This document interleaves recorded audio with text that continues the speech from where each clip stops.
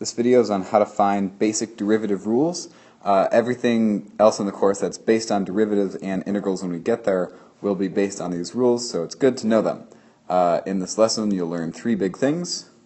You'll learn the basic derivative rules, of course, the two rules for sine and cosine and their derivatives, and we'll learn to look at the derivative not only as a function itself but also as a rate of change of another function. The most basic derivative rule is the constant rule. Here's what it says. It says that the derivative of any constant, c, is simply 0. Here's why. Let's say you have a graph, all nice and pretty, and now you say you have the function f of x equals -2. So it looks like that. There's -2. And the derivative is slope, and so the slope of this is always 0. Okay, and the slope of any horizontal line is always 0, so the derivative of any constant is always 0. That's the constant rule. Easy. The next rule is the power rule, and the power rule is probably the single most important derivative rule in calculus. It's super cool and pretty easy to do. The reason it works is a little bit more complicated. There's a video on why it works, so if you want to watch that, go for it. If not, that's okay too. And the power rule works like this. You can basically take the derivative of anything where it's x to a power, and what you do is you take the power and you bring it down in front, so it's n, and then you have your x, and then you subtract 1 from the original power, so it's x to the n minus 1. Let's look at some examples. Now the nice thing about derivatives is that you can break up any function if it's just added or subtracted into separate derivatives. That's its own rule, but we're not going to worry about that because it's easy. So, for example, the derivative of x cubed plus x squared plus x to the 6th, well, let's use that power rule. Well, we bring down the 3, and we get 3x subtract 1 squared. Plus, now we have x squared, so it's going to be 2x to the 1st, which is just x, plus 6, bring down the 6, 6x to the 5th, 6 minus 1 is 5. And if we were to tack on something like 8x, well, we take the derivative. This is x to the 1st, so we bring down the 1. And then, oh, we haven't gotten to that rule yet. Let's say it was just x, like that. Plus x, then we bring down the 1, so you get 1, x to the 0, but x to the 0 is just 1, so you just get 1, like that. So that's the power rule. It works for integers, but wait, it also works for negative numbers. Check it out. Let's say we have f of x equals 1 over x squared. Now, as it's written, we cannot use the power rule because it's not written in the form x to the n. We need to rewrite this to be in this form. How do you do that, you might ask? Well, you have to use properties of exponents that says that you can take this and move it up to the top as long as you make that exponent negative. Bam. Now, we can take the derivative. F prime of x, well, we just use the same rule. We bring down the -2, like that, and we subtract 1. Now, -2 minus 1 is not -1. Please don't make that mistake. It is, in fact, -3. And if we wanted to rewrite this, we could put that back in the bottom and have -2 divided by x cubed. So that would be your final answer, going from 1 over x squared to -2 over x cubed. But you have to do this transition step where you rewrite it and then take the derivative and then rewrite again. But wait, the power rule also works for fractions. Let's say we have a stupid function like f of x equals x to the 4 over 7. Seriously, who would ever use that function? Well, we can take the derivative of it because look at that, it's already written in x to the n form. We just bring down that fantastic fraction like that. We keep our x and we subtract 1 from the original fraction. Now it might be nice to rewrite this fraction as 7 over 7 to subtract it nicely, and so we get x to the -3 over 7. Yes, that is your answer, and yes, that is the correct derivative using the power rule.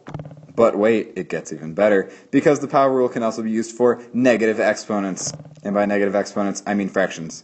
Let's say we have x to the -3/8. Then f prime of x, well, you're going to bring down the -3/8, and it's going to be -3 over 8, and you're going to subtract 1.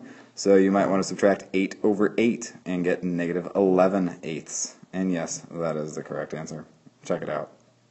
But wait, the power rule also works for decimals. Oh my gosh.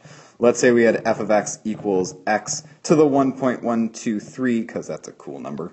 Then f prime of x is going to be, guess what? Take it down, pass it around, and subtract 1. So we're left with x to the 0.123, like that, using the fantastic power rule. But wait, you can use the power rule on anything like irrational numbers. So let's say you had f of x equals x to the square root of 2. I don't know why you would do that, but that's okay. F prime of x is just going to be root 2 x to the root 2 minus 1. I don't even know if that's positive or negative. I don't care, but I can do it. Bring it down, subtract 1. And you can do it on things like this. F of x equals x to the pi, because that's funny looking. Yeah. F of prime of x, you're going to bring down the pi, cut me off a slice, and you're going to subtract 1, just like that, using the old power rule. Whew, that's enough of that power rule. Let's bring in something called the constant multiplier rule. I like to think of this as the semi-permeable membrane rule. Maybe you learned about that in biology. Let's do an example. Let's say we have the derivative of 5 times x to the 8th. Oh my gosh, the 5 is freaking me out. What do? I want to use the power rule in the x to the 8th, but I can't because there's a silly 5 there. How do I deal with this? I don't know. Well, here's a nice tip. The tip is that the derivative operator, d dx, is a semi-permeable membrane. That means that it can let some things pass through it, but not all things. So, check it out. Things that can pass through this semi-permeable membrane are things that do not rely on x. So for example, you cannot take the x to the 8th outside because it relies on x, because you know it's got an x in it. Duh. However, the 5 is snazzy, because the 5 can just sort of drift through and come outside the derivative operator, and then you're left with d dx of x to the 8th. Hey, and we know what that is. The derivative of x to the 8th is just 8x to the 7th, and then to finish this answer you're going to multiply the 5 and the 8 to get 40x to the 7th. Now, hopefully you'll learn very quickly that in order to do the semi-permeable membrane / constant multiplier rule, you don't have to think about this semi-permeable membrane all the time.